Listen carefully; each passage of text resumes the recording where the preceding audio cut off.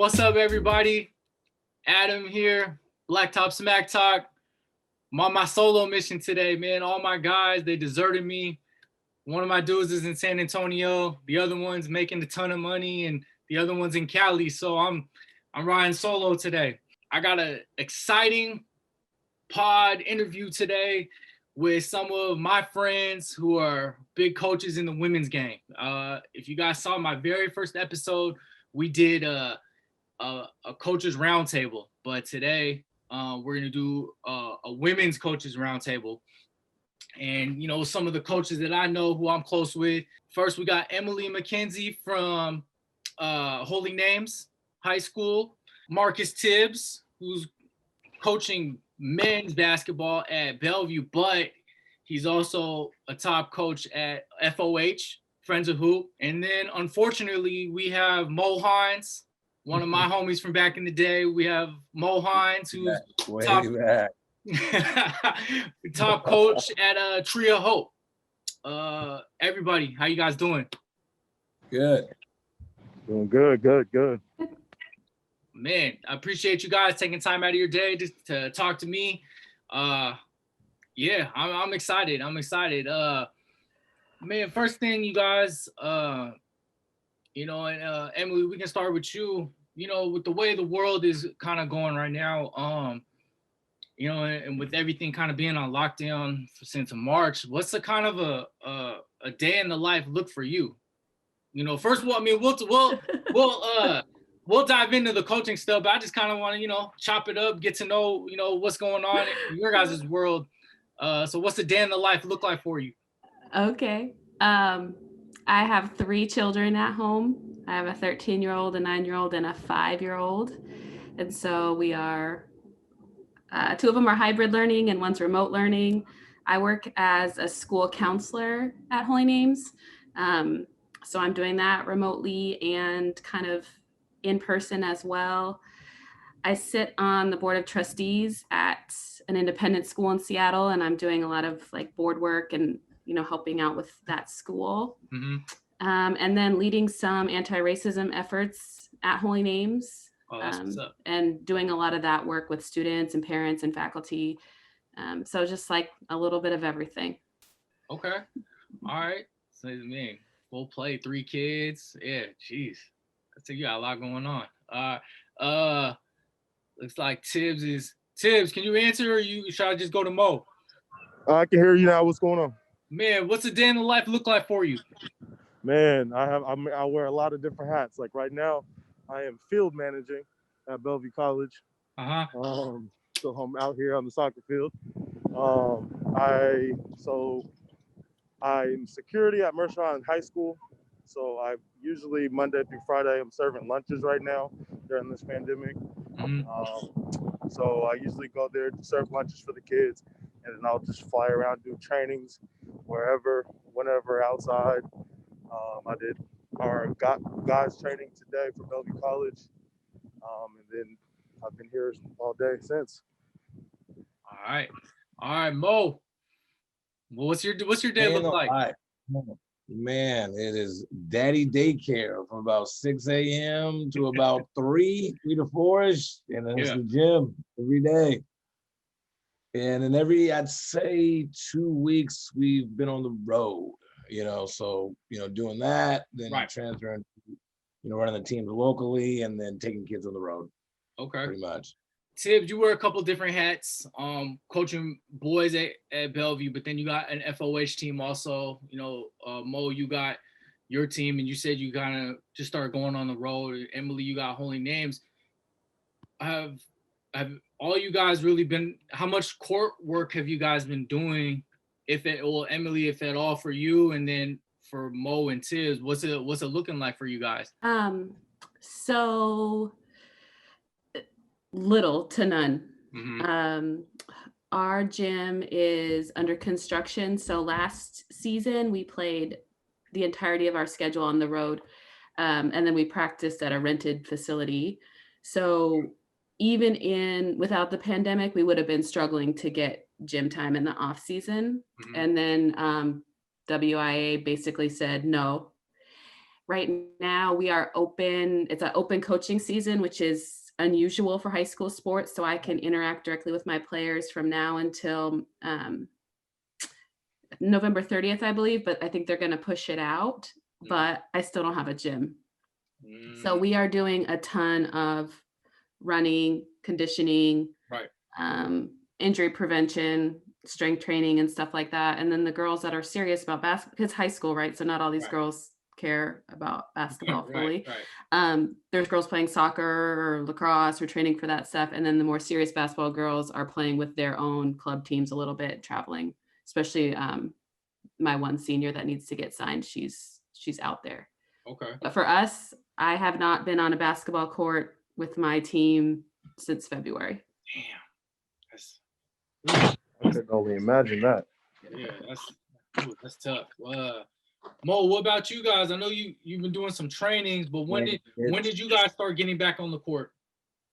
Well, it's been kind of crazy when the pandemic hit. I don't know if any of you guys have been back east, but it's almost like regular life back there, right? Yeah.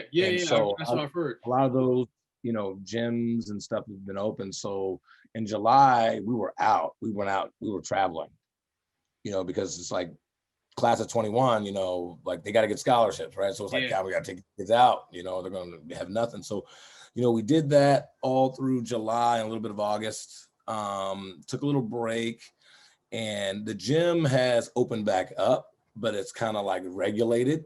They just started like 3-on-3, like you can actually guard somebody. Yeah. 3-on-3. And Tibbs is actually, he practices in our gym. So he gets to see a little bit too. But we are back on the road because a lot of those tournaments that were supposed to happen in July and August, they've been pushed back. So, we were in Houston this last weekend playing, and trying to get kids in front of coaches as much as we can. And then when I say like in front of coaches, it's live stream. Yeah.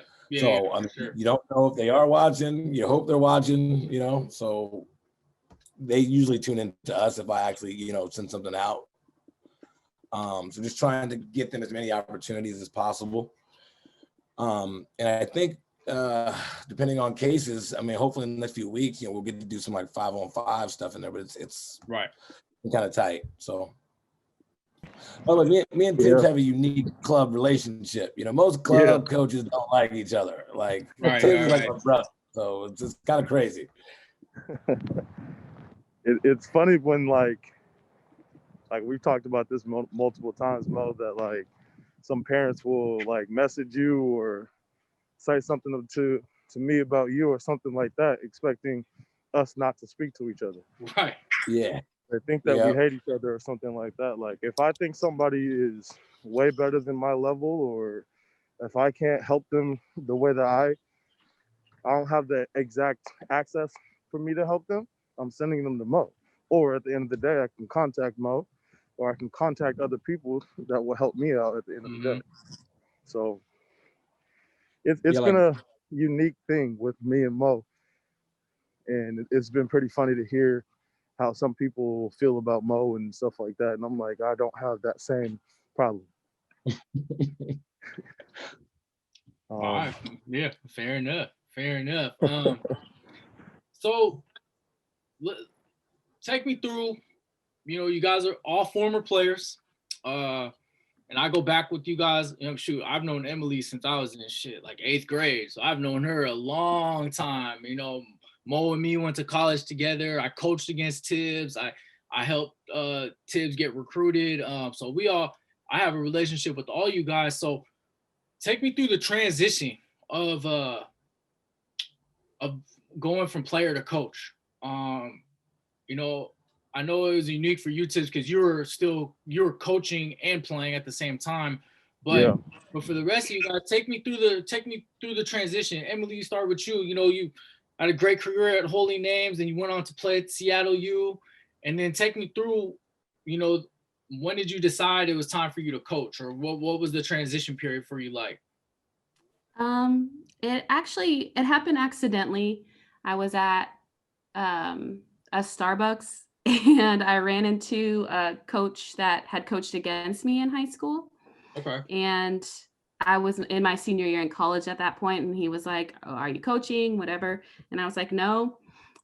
So that was in 2005, and I took a job at Lakeside coaching the freshman team, and then just kind of moved up to the varsity bench, and stayed there for 10 years. So it was just coincidental, like one of those Seattle things where the basketball community ends up being pretty small, and you run Right. into someone and they offer you an opportunity. And that is exactly what happened for me. And so I went straight from being a player to being a coach, but I've never stopped playing. I've also never stopped like playing. Right.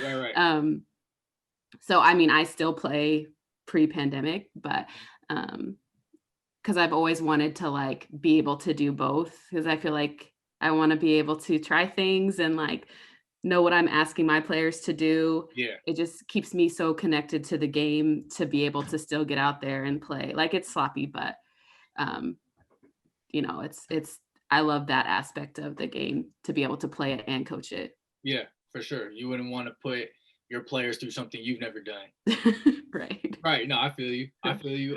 Mo, you had a nice, you playing career, played in college, and then transition. Next thing I know, you're out, you've been coaching AAU and Wazoo and whatnot. What was the transition period for you like?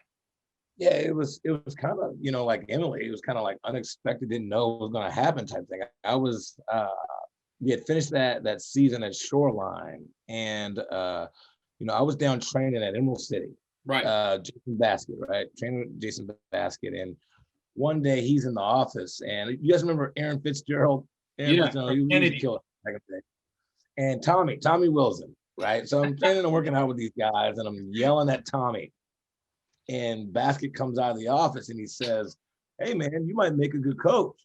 And I was like, "What? We get to get paid for this?" And I was like, "All right, I'll take it." And I started off coaching fifth grade girls, and kind of stayed with them, for a couple of years, and learned, what works, what doesn't, And I was lucky that there was other good coaches there, at the time, so I got to learn from different people.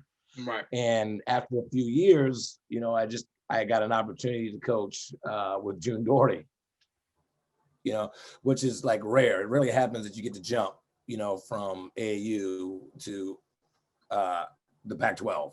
Right. Like I don't know too many people that get to do that, And so was over there for, a couple seasons, probably 7 seasons, and then ended up getting back into the AAU game. And that actually really helped a lot, because I got to kind of see both worlds. And it actually still helps me to this day, to help these kids and, what they need to be prepared for the next level, but also, as far as like recruiting, the do's and the don'ts, how to promote yourself, and how to talk to people and, where to play and what to do, what not to do. So.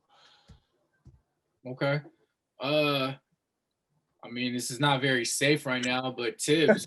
I'm good. I'm only a minute away from my house anyway. Okay. But and Zoom yeah, drive, for me it was very unique. I was playing at BC, and I just needed some more money at the time because I was coming straight from high school. So I got in with Jeremy. I've known Jeremy since I was 16. Jeremy was like, "Well, here you can sit down with Jim Marsh and partner up with him on a team." And I was like, "Hell, like you ain't got to tell me twice. Like it's Jim Marsh." Right. And then I got to partner up on another team with Brady. So, and then on top of that, I was being coached by Jeremy. So I had 3 different basketball minds, and like the best part about it all together was the fact that they all kind of had the same mindset of, when you're done learning and you're done, when you think that you know it all, you're done. And I was like, that I can soak that up and I can continue to be who I am and kind of pick each one of their brains about all types of stuff. I mean, so I was be around him for so long. So like that actually helped me out. And then actually the year that I broke my jaw. I had been coaching, I think, for 4 years right then. So I broke my jaw, and that took my coaching to a whole nother level because obviously I couldn't really speak that well. So I was like doing a lot more hand signals and stuff like that, but it ended up working out pretty well. And I ended up helping out Jeremy because he was coaching the guys and the girls over at Bellevue College at that time. So from that, I mean, it just kind of, I went down to Canada, played out there for 2 years. I came back from Canada, and there was a coaching job sitting right there waiting for me at Bellevue College. So I fell right into it.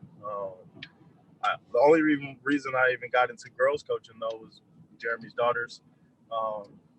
At first, he kind of hinted at me wanting to do it and stuff like that, and I told him no for the longest time. But kind of fell in love with them. That group was a real fun group, and they kind of started me off, and I mean, they opened my mind to being on the girls' side. There you go. Okay. Yeah.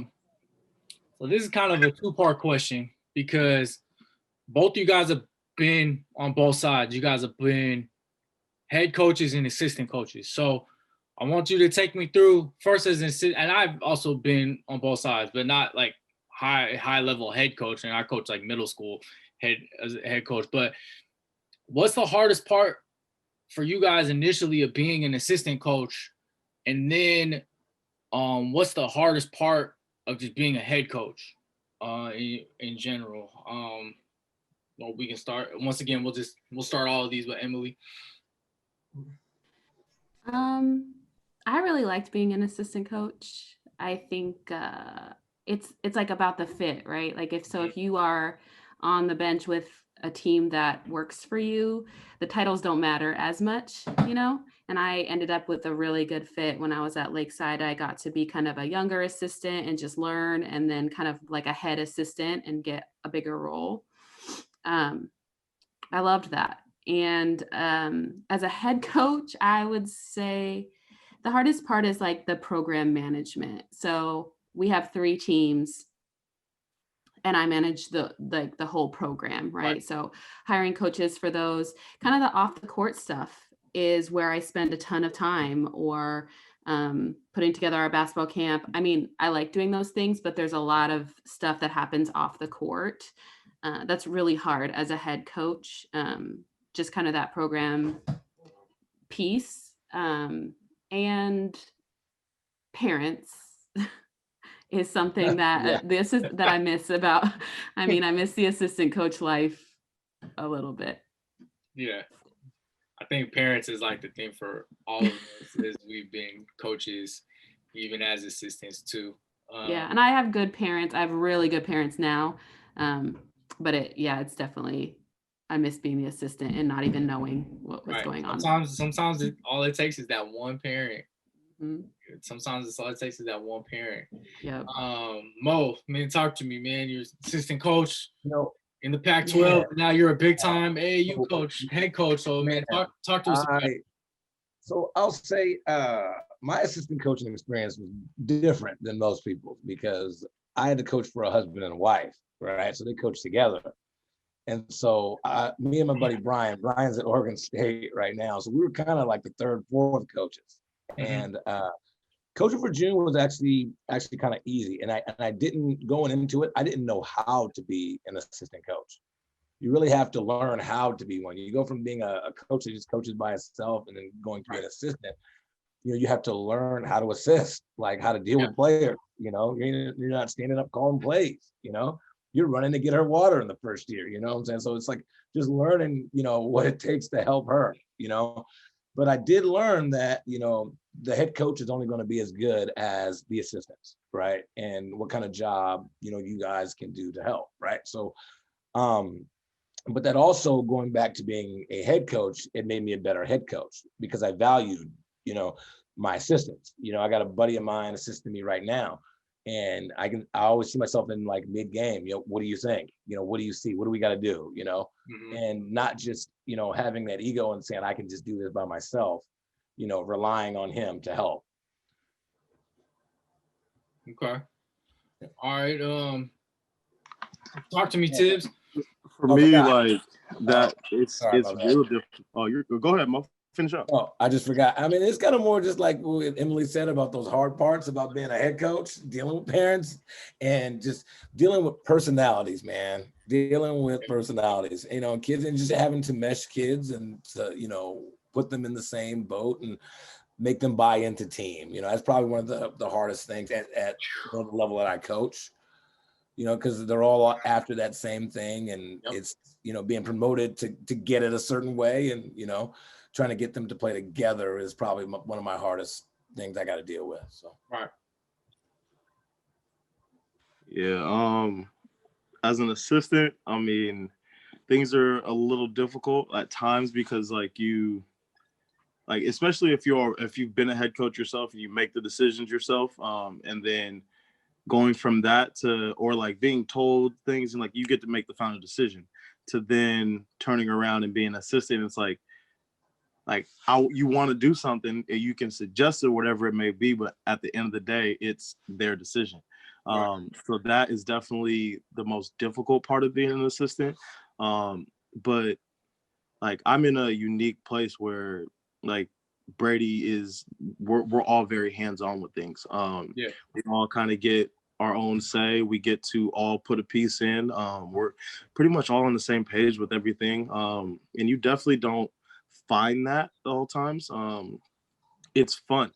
Like I genuinely care for my other assistants, and then the head coach. Like we actually like each other and stuff like that. So that's fun.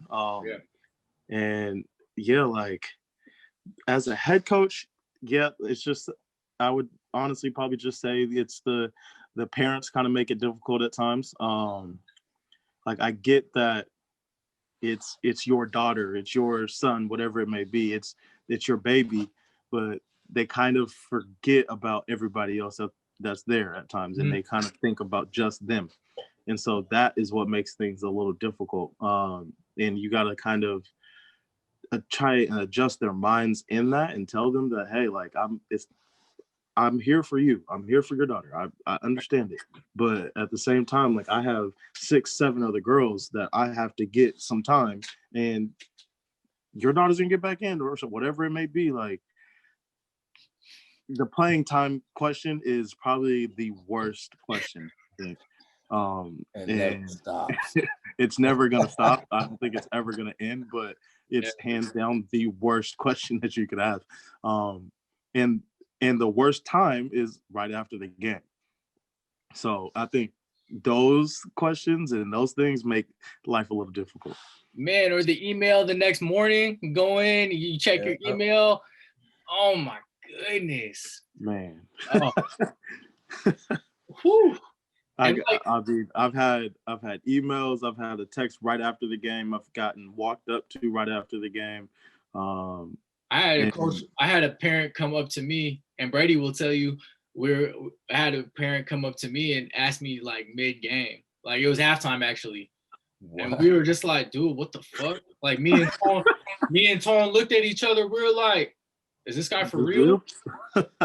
So yeah, the playing time question. It's always it's never going. There's never like the right answer for it, and you're like whatever you say back to them is already gonna piss them off. So it's like, for sure.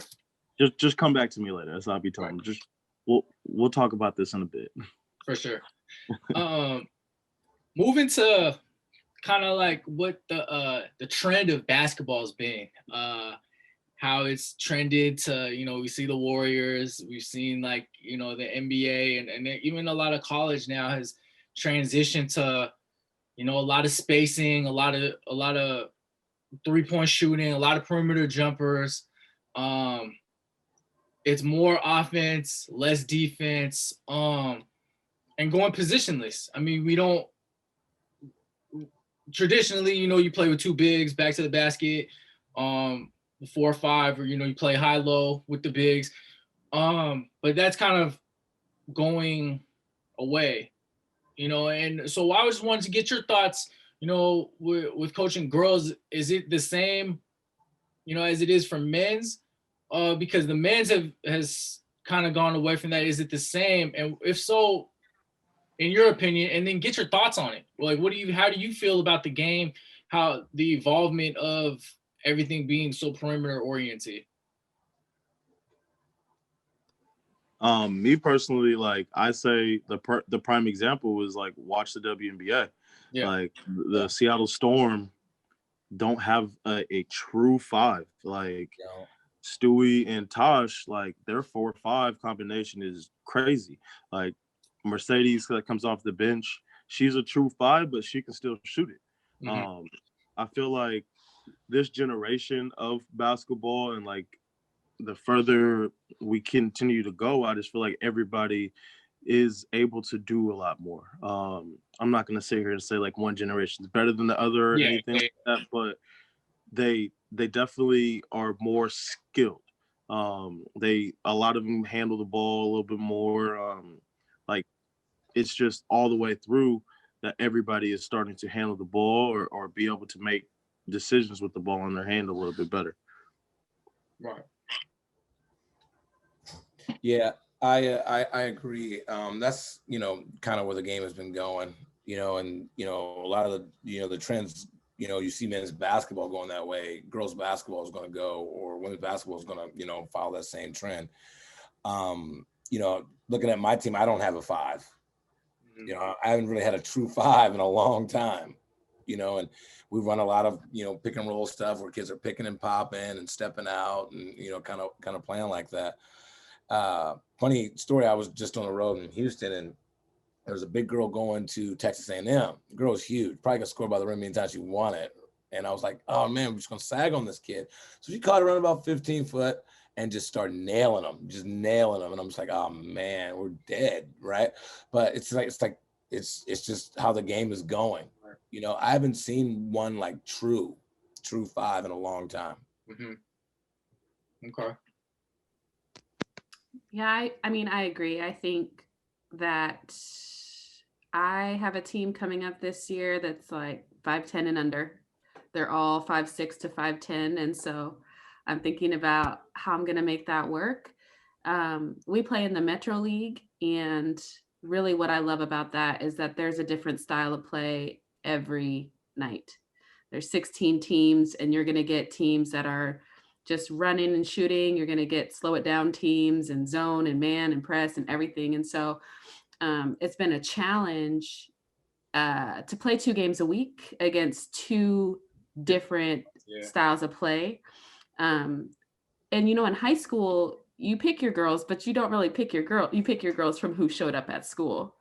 And so I'm, making the most out of the soccer player, right? Well, sometimes I don't pick my girls, but I know that some people pick the whole team to come to the school, but that's not me. It happens in the Metro League for sure. But so I'm making the most of this soccer player, right? Like she's fast. So what can I have her do? Or this girl that plays lacrosse, like there's all these like crossover skills from these sports. And I love that and encourage that. And so the pace is different. The athleticism is different. But yeah, it's exciting to watch women's basketball right now. And it's just an exciting time to be in that world. And the Storm is just the perfect example of it. They're playing good, real basketball that men and women's players can learn from. Oh yeah. Yeah. Like actually one of the craziest things that I've seen working with the Storm and stuff like that was like Eric Spoelstra flew in, was in training camp. He was hanging out, watching stuff. He was taking notes, all types of stuff. Like he was fully involved in watching what was going on in training camp years ago. And it's like, it's crazy when you sit back and you think about it. It's like, I'm a Miami Heat fan on top of that. And I'm sitting there watching. I'm like, Spo, like, what are you doing here? Like, I perked up a little bit and I'm just like, that's how much the women's game is actually respected, but it's just not blown up like that. Yeah. Right. But yeah, like those are the things that, like, I mean, they play Spurs type basketball. They run all the same type of sets, get little ISOs and stuff like that, and the Storm just do it at another level. So it's real nice to watch. Definitely. So now, like, you guys have all working with high school girls and whatnot. What how obviously I know the answer to this, but talk about the importance of sending your girls to college, whether it is for basketball or just life, college, just to be a college student. And then talk about the process you go through in sending your girls for basketball. Uh, Tibbs knows that, man, getting kids to the next level was my thing from the JC thing, close to 100 players I've placed in my time. Tibbs was one of them. I played a part in that. So that for me is like, that was my greatest fulfillment. And to be like, like a mentor and like somebody I can have relationships with players to this day, even though like I don't really like Tibbs that much, but yeah, just talk about the importance of getting kids to school, and then what the process is like for you, because I know it's probably different for all you guys. So Emily, why don't you go ahead? My situation's different. The girls that I have are college bound regardless, just because of the type of school that I'm at, right? Yeah. Like this is what the parents are paying for. Like these girls are going to school. Right. And so every year there's probably one or two girls that want to play at the next level. And I think, their club coaches do a lot of good work for them in those relationships that are happening over the summer that, that's not my time. I have a lot of film, and I'll make their little highlight tapes and reach out to coaches and stuff like that. I'm a school counselor. I'm not a college counselor, but I'm a school counselor. So I have like the grades and I can talk about like who they are as a student. And so I really feel like I'm able to kind of sell these girls to the college coaches when I talk to them. I think one of the things that the kids fail to realize is that there's a spot for every player on a college roster. There is a spot out there. There's a seat in every college classroom for a student that wants it. And you just have to be able to open, maybe past Washington or past the West Coast, or, maybe give up your D1 dreams and go someplace where you're actually going to play. Because even the girls that are kind of halfway in, I'm like, just give it a year, just try it. Because going on a college campus and not being an athlete, there's so much anonymity. It's hard to stay on track. It's a whole new life, and once you get on to a college campus and you're part of a team, I mean, I really think that is pushing you towards graduation and all those other things. So I think it's so important. And I wish that people knew that, especially for girls, there's a spot on a college roster for any girl that wants it. There's just that many opportunities. You just got to find them. For sure. That's a great point. That's a very great point. Mo, go ahead.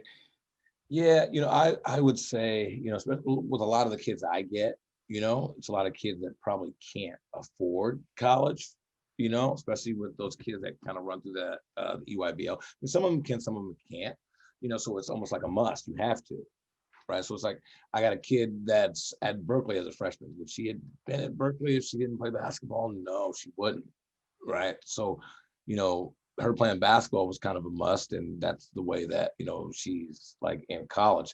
But it's also helping them learn how to maintain that, how to exist there, that they have to work hard or your butt's going to get sent home in both the classroom or, on the floor.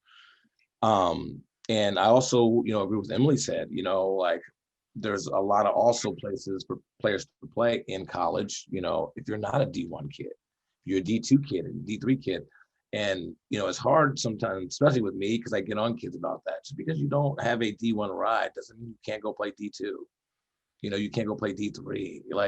And it annoys me because it's great basketball. Mm-hmm. Funny, my first season at WSU, we got our butts kicked, I think, by Alaska, Anchorage. It was like three D2 teams who ran us out of the gym. Like, 'cause we're bad, you know. It's a Pac-12 school, you know. So kids need to like just look into that. But you know, the whole social media thing and D1 and I'm posting this offer and this and people go for that crap, you know, like go get a good education and have a great career. You know, that should be the motto, but it never is. You know, I want to play at the highest level, you know, but you're like 5'2", you know, so it's like people don't get it. But yeah, that's how I kind of feel about, you know, with getting kids to school. I mean, like Adam, like you said too, it's kind of like a mentor thing too. You know, I still talk to a lot of the kids that, you know, I've sent on, you know, because it's not just me moving a kid on and, you know, I'm done. And, Yeah, you know, yeah. it's a life experience, you know, so it's, you know, getting a friend, you know, these guys are friends, you know, like these are like family, you know. Yeah. So Yeah, I feel like, I mean, honestly, I tell my kids, even like our first little group together, I tell them like, look, like when we break, we don't have to call each other family. Like if we're not gonna act like that, that's cool. We don't need to be breaking saying family. Like we can FOH it and call it a day. Like that's what we are. I'm totally solid with that. But don't sit here and say, oh, we're family and not act like it. Like families fight, families go through all types of stuff and whatnot. But like understand, like if we're gonna say this is what it's gonna be. So like started off with that, but then it's tough because at FOH, there's a lot of conversations that I end up having to have with kids of it's like, look, like D1's not the everything of the Be world. all Like, end all. yeah, like Yeah. there's a lot of people who believe that, and it's because they are told like, oh yeah, you're a D1 athlete. Like, oh yeah, you're D1, you're D1. It's like, look, like at the end of the day, you are good, period. And just believe in that, and wherever you fall, it's cool. Like it's not a problem that you play D2 basketball, and if you play D2 basketball, you might kill it. You never know. Like, I mean, you watch the guy side, there's a D3 guy who played for Miami Heat and ended up going to Michigan later or whatever. But like there's levels to it, and people don't understand that right away. And it's definitely tough to have that conversation with kids, but I try to make sure that they understand that they are real with themselves. I try to make sure that they kind of figure that out themselves, though. Like trying to get them to say it is the biggest piece. Like I'll kind of throw it out there with hints and stuff like that, but just letting them know like it's okay that you're D2, or it's okay if you go play D3 basketball. Like you're still furthering your education and you're still doing something, period. I mean, I've had players who moved on and then found out that they didn't really like it that much and they just were burnt out. And that's pretty interesting because, I mean, I've seen it a lot on the guy side because it'll be influenced, honestly, because of a parent pushing them to play a sport the whole time. And then they're just like, yeah, I don't really, really want it. Like they move on and they actually grow up and they're by themselves. And it's like, do you really want to show up every day? Do you really want to go to workouts every morning? Like those type of things. And I've been able to have conversations with a lot of those kids, and I still have conversations with, I mean, my first team that, like I said, that from Jim Marsh, they were seventh graders. I still have conversations with them. And it's nice to see that quite a few of them have families actually right now. Makes me feel old, but that's about it. So those conversations they're tough. They're tough conversations to have, like I said, but yeah, they're real. Yeah. Adam, I would say one more thing about that. The hard part about that whole like process, like for me, you know, is parents think that coaches have control over that process, and they really yes. College coaches are going to take who they want. They're not going to like take who we say take, you know, and that's an issue, you know, that happens in AAU basketball. I know at least that, you know, like I don't have any control over that. You know, I always get it's Mo's fault or Mo didn't help me, but like there's nothing I can do is but to put you out there, you know, and at the end of the day, if they don't like you, they don't like you, you know, and that's one of the going back to those like parent, you know, struggle questions, right? Exactly.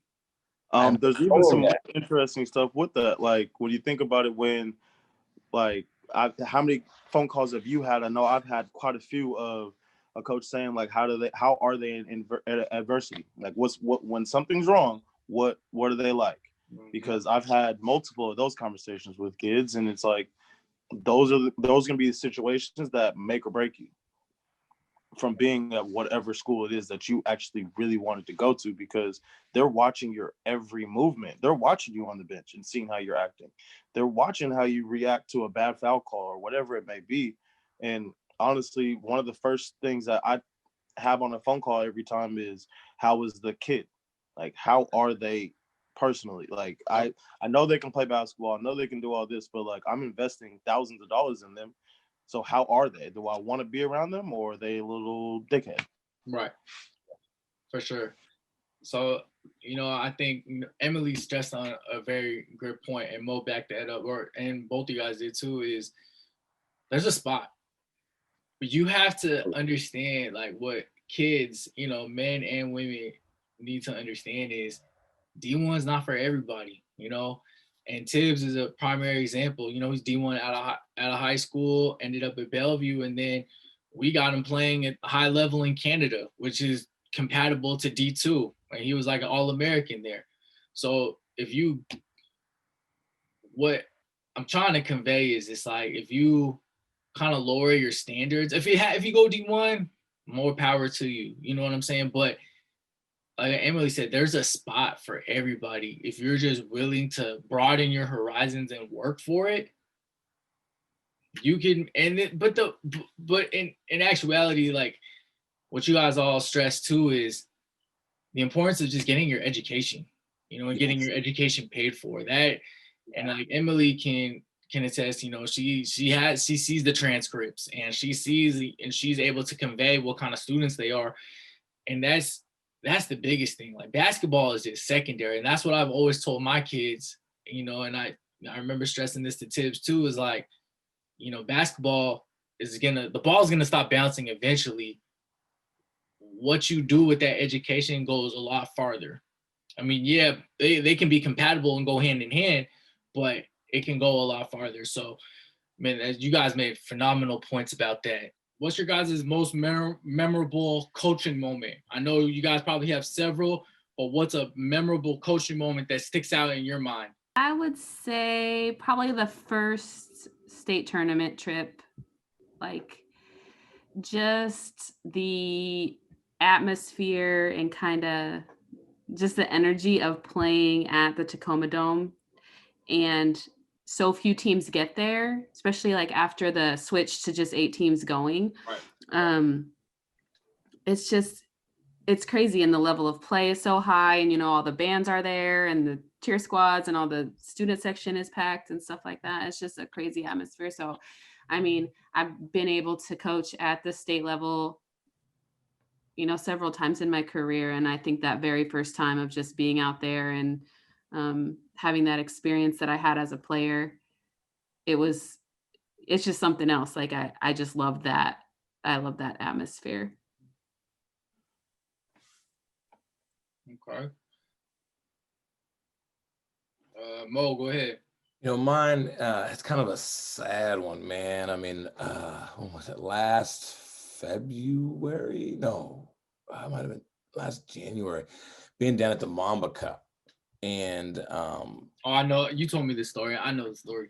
Yeah, just being down the Mamba Cup second day of the tournament, and we've, have all, kind of heard, what happened, with Kobe passing away, and just, we're coaching, I'm coaching, and, we're playing a game, and all of a sudden just seeing all these people in this gym just freeze, and just seeing a gym stop, and kids are crying. And I mean, it was kind of, I'll never forget like that moment, and just seeing all these people and just the love that they had for that guy, and for him to, leave us and, those other kids and in that moment. But, that's something that'll, always, sit deep, he was doing a lot of really good things for girls basketball, I mean, we were down there twice a month just to compete in what he was doing.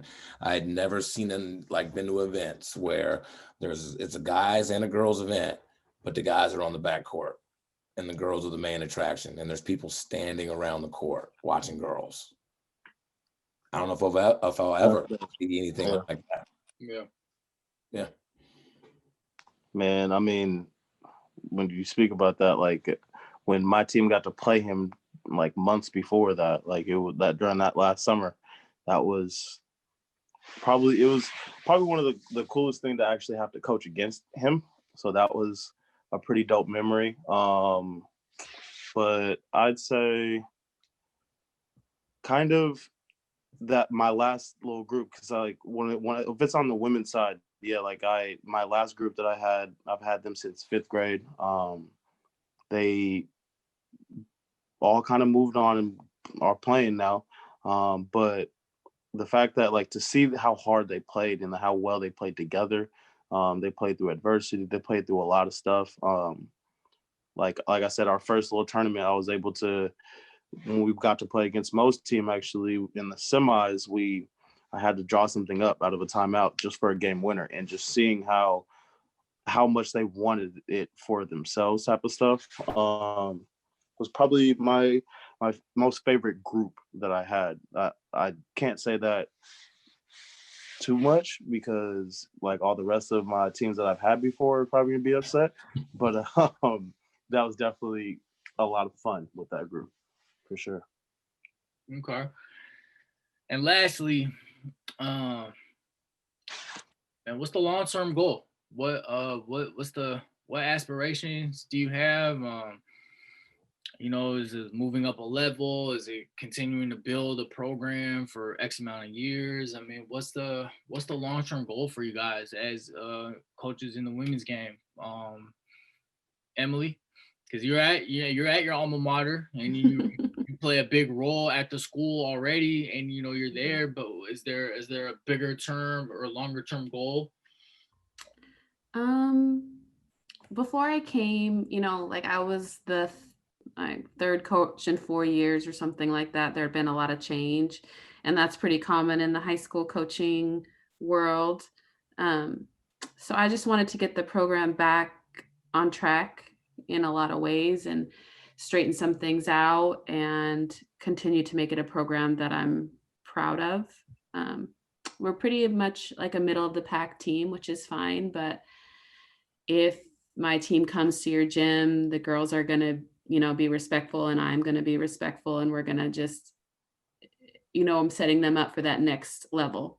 So if you run into this coach or have the same experience that I had, right, that you run into this coach at a coffee shop, they remember you as a player that they would want to hire, right? Or someone, because you never know who's out there and who's watching you come in and out of the gym. For girls, it's so much bigger than basketball. Nobody's going to make their money doing this for a lifetime. A handful of women are, but it's more about kind of who you are off the court and how you're portraying that. So, I mean, this is year 5 for me, and it kind of takes that long in a program, to weed out what was there and put in what you've got. I have a 7th grade son. He plays for Seattle Rotary, and I would really hope that by the time he's in high school that I'm able to just kind of follow his career a little bit more and step down from the time commitment of head coaching. But it's like every year you get that group and you're like, well, I love these freshmen. I'm going to stay through to them till they're done. And then somebody else comes in and you're like, oh no, I love these freshmen. I'm going to stay until they're done, So I don't know. And we're getting a new gym, so I got to break it in a little bit. So I'll be there for a little bit. I got one that's going to be there next year. So okay, well, I'll just I'll be here for a while. So like one too. I love it, and I love coaching high school basketball. This is what I want to do. I don't want to move up to another level. I work at the high school, and I love high school basketball. I have my issues with the league that we're in, but it's not boring. Yeah. And it's a challenge that I really love. And I love the kids. There you go. Okay. Mo. I actually get that question a lot, and the question is like, do you ever want to get back to college, right? Like, do you want to go back and coach in college? And I've never been in a super rush to do it. I've never been in a rush to do it at all. And, I don't think I ever want to do it. I'm not going to be going and applying for jobs or anything else because, my life's changed. When I did do it, I was like, 24, 25 years old. Right. So I could just go run around the country and recruit and stuff and different, got kids, try to get married, my home is Seattle now. Right. So it's different. So what I'm doing is probably going to be what I'm doing. This is probably the end, unless something like opened up that was like, you couldn't turn that down, right. But pretty much this is going to be it. And I enjoy what I'm doing. I enjoy helping kids, like, kind of like Emily said, you see that like third, fourth grader group, you're like, all right, I'm gonna start over, and boom, another 10 years and gone by and there's the next group. You stay with those kids, and you go all the way through. So yeah, not looking to, make some, huge jump. I'm 40 years old, man. I ain't running the country recruiting. So this is what I'm gonna be doing. So you wouldn't be able to wear a hat though, too. I know, no hats. We gotta get to work. Suits on game days. You do a lot of Nike stuff, but it's not the same. It's not the same. Me personally, I'm trying to move up, and I know there's a process to it. I've gone through it a little bit with it. I've been questionable on doing some things and pulling the trigger on a few, but deciding to stay. I've stayed because of a group. I've thought about like, do I just go right into training? And that's where I find myself right now, where it's like, do I just do straight up training and move on to pro training, or do I just stick with coaching? I love being able to coach and affect things right then and there. But I do love the process of getting somebody better, period. So I do want to move up. I do know that, because I do want to try and deal with more kids or adults, period, that just want to do this. Right. Like, that's all they want to do is just hoop. So I definitely want to move up. There you go. Emily, Mo, Tibbs, man, I can't sit here and thank you guys enough for sitting down with me and talking to me about your experiences and going through this roundtable. Yeah, it's been fun. It's been fun. I don't want to keep you guys any longer. So, I wanted to personally, thank you guys. My team thanks you. Man, it's been real fun. To all our fans, our followers, man, video will be coming out soon. Please follow us on Instagram, subscribe to us on YouTube, follow us on Twitter, like us on Facebook. Man, we have Emily McKenzie from Holy Names, Marcus Tibbs from Friends of Hoop, and Mo Hines from Tree of Hope. You guys, thank you for your time. Thanks for having me. We appreciate it. Thank you so much. BTST signing off.